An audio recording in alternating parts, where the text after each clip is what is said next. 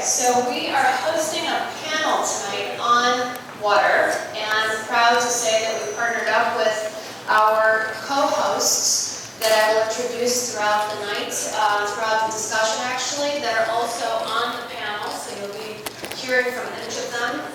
And before we start on this end, we actually wanted to make a great introduction to Dune Ives, which is the executive director of the Lonely Whale, and she is going to have an overview on the topic of water and specifically plastics within the oceans and the initiatives that they're working on through Lonely Whale. So that's how we're going to kick off tonight's panel. So the work we do at Lonely Whale, and one of my colleagues, Kendall, is here with me, is to work really hard to prevent the more than 12 million metric tons of new plastics that enters the ocean every single year.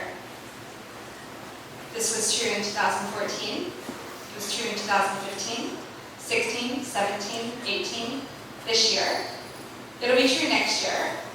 It'll probably be true in 2021, and I'm pretty sure it's probably going to be true in 2022. Recently, just in the last 6 months, we realized that the blue economy is driving job creation more than advanced manufacturing, additive manufacturing, and biohealth combined. Circle of Global, you've got some points on the blue water economy as well. Exactly. And one thing that I'd like to take a step back, and the idea that we really have to understand the blue economy. We have to know what the problems are. And one of the major problems that we see at Circle Blue is that there's a big disconnect between the value of water, which is really the price we pay for water, and the values behind water, which is really what it means to our societies, our cultures, and our economy. So those are the types of things that we really have to understand better. We need to get the message out that there is hope, so whether there are, spots of hope or technology. So when we're communicating, certainly it's not only the doom and gloom about water, but the environment in general and social issues. These are all interconnected, and where we are in society today.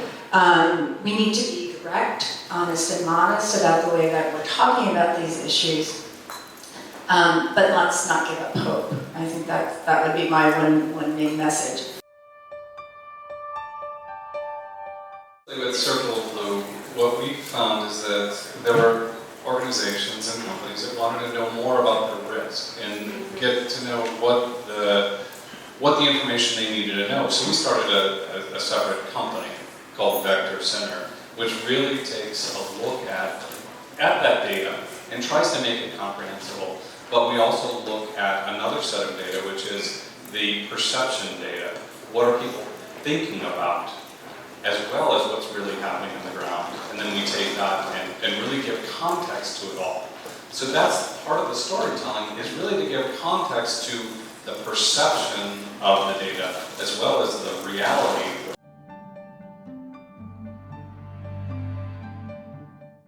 It's really about changing our way of thinking, changing about our way of working together, changing about our way of looking at risk. There's no such thing as zero risk.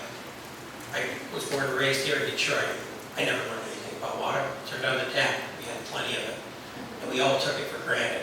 But how do we create that change? Not only in this room, but in the future generations and our youth today. So I think it's just really about all working together to create that change. Thank you everybody for